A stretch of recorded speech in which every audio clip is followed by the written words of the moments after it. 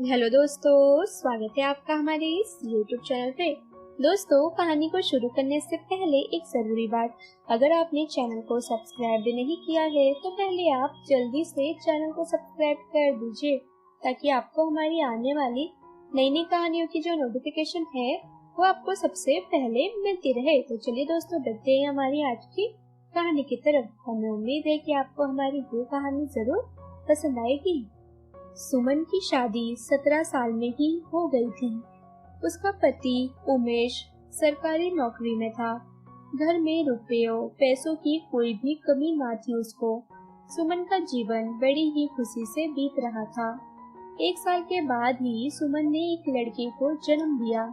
उसका नाम समीर रखा। उसके 2 साल बाद सुमन ने बेटी को जन्म दिया। उसका नाम मोना रखा। जीवन बड़ी ही हंसी खुशी से बीता। समीर और मोना दोनों बड़े हो गए। समीर की अच्छी नौकरी लग गई। मोना भी कॉलेज में पढ़ रही थी। बस उमेश का साथ सुमन से छूट गया था।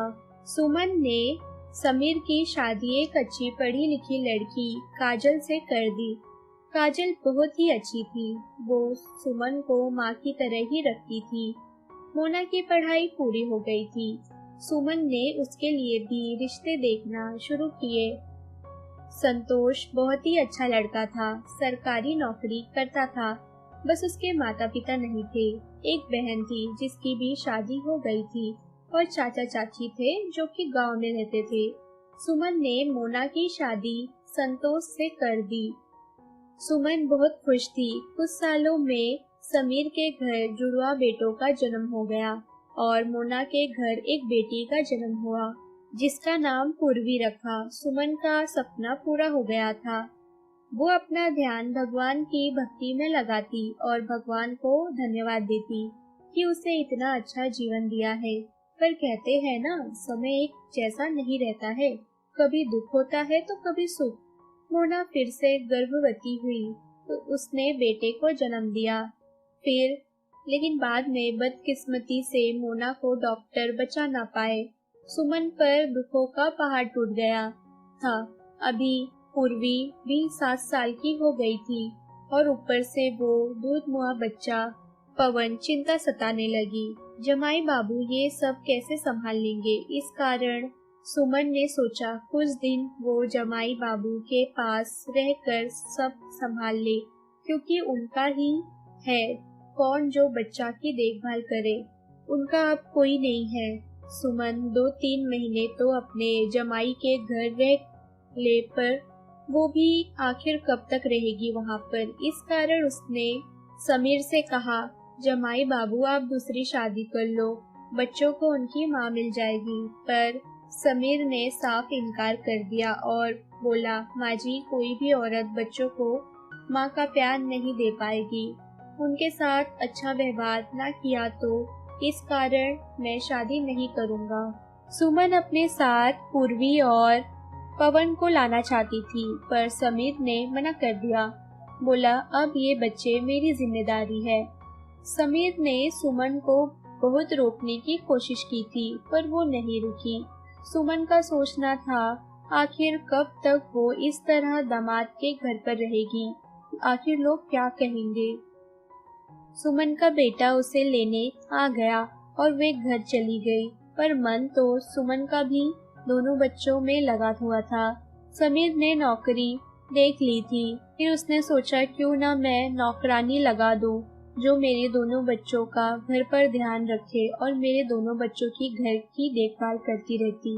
फिर अधिकतर छुट्टी वाले दिन समीर पूर्वी और पवन को लेकर उनकी नानी के घर चले जाता, जिससे बच्चे उसको देखकर खुश हो जाते।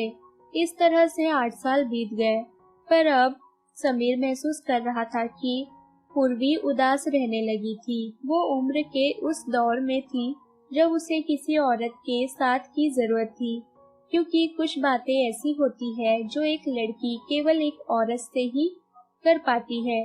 पूर्वी अब चुप चुप रहती। उसके मन में कई सवाल थे जो वो किसे कहे। समीर इस बात को बहुत अच्छे से समझता था। एक पिता का फर्ज तो वो बखूबी निभा ही रहा था। इस कारण उसने इस बारे में अपनी सास सुमन से बात करना उचित समझा। एक दिन वो दोनों बच्चों को लेकर 4-5 दिनों के लिए सुमन के पास रहने गया। उसने देखा पूर्वी वहाँ बहुत ही ज्यादा खुश थी अपनी नानी के साथ। उसने सुमन से कहा, पूर्वी को आपकी जरूरत है, आप हमारे साथ चलिए और वहीं पे आप रहिए। सुमन को तो कुछ समझ में नहीं आ रहा था, इसलिए उसने इस बारे में अपने बेटे से बात की, पर उसके बेटे ने सुमन को कहा जाने से इनकार कर दिया और बोला, माँ, इस तरह दामाद के घर रहना शोभा नहीं देता है। आखिर लोग क्या सोचेंगे कि बेटे ने भगा दिया होगा। मैं आपको नहीं जाने दूंगा और अभी दामाद बाबू को आपसे काम है, देखना एक बार काम निकल जाने दो, वे खुद आपको खुद ही भगा देंगे, पूछेंगे तक नहीं। सुमन ने बहुत सोचा। उसे लगा कि उसके नातिन और नाती को अब उसकी जरूरत है। इस कारण उसने दुनिया और अपने बेटे की परवाह न की और समीर के साथ चली गई। इस बात से उसका बेटा बहुत नाराज हो गया। सुमन ज्यादा से ज्यादा समय बच्चों के साथ बिताती थी, पूर्वी को सब कुछ सिखाती। सुमन के आने से घर का माहौल बहुत अच्छा हो गया था।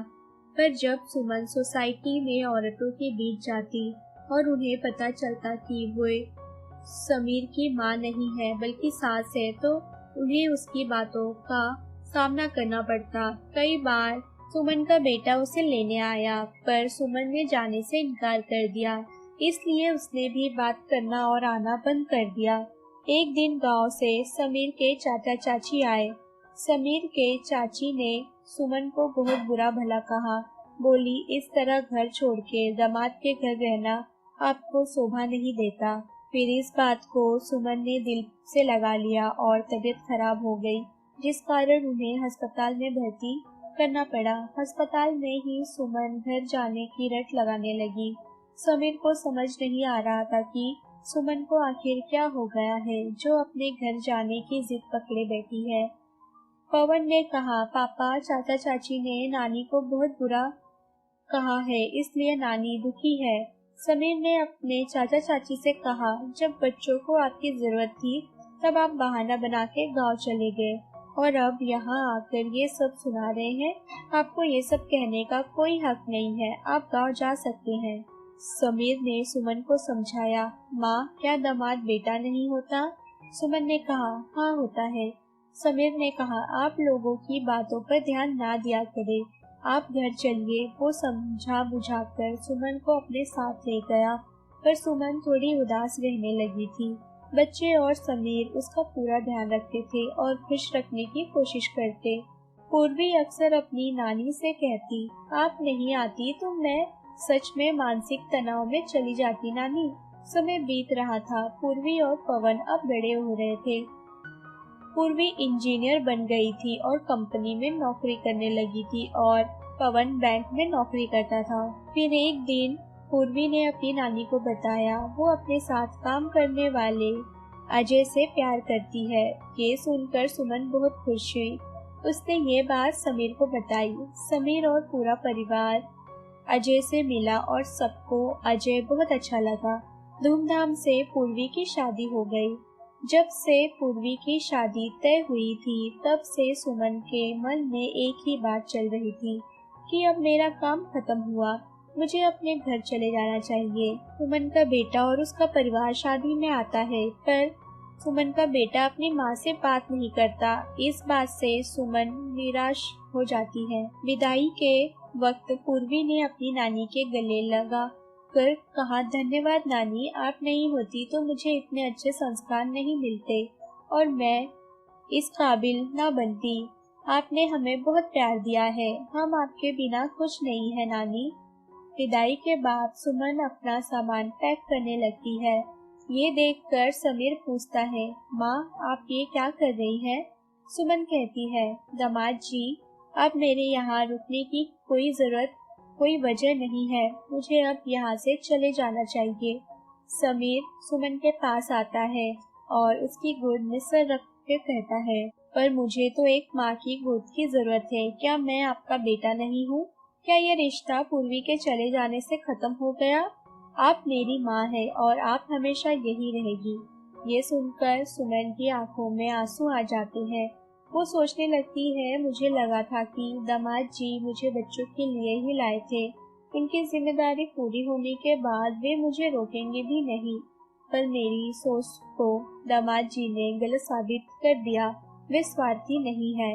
इतने में पवन भी आता है और नानी को गले से लगा के बोलता है, आप कहीं नहीं जाएंगी नानी।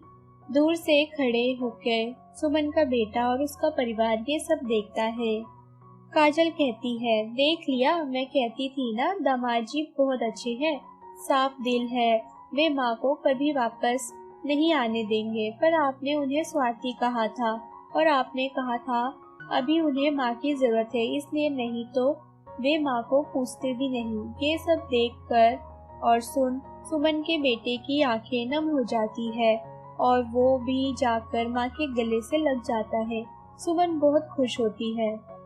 तो दोस्तों, अगर आपको हमारी ये कहानी पसंद आई हो तो कहानी को लाइक और शेयर करना ना भूले दोस्तों, अगर अभी भी आपने चैनल को सब्सक्राइब नहीं किया है तो पहले आप जल्दी से चैनल को सब्सक्राइब कर दीजिए, ताकि आपको हमारी आने वाली नई नई कहानियों की जो नोटिफिकेशन है वो आपको सबसे पहले मिलती रहे। तो चलिए दोस्तों, हम फिर मिलेंगे अपनी आने वाली एक और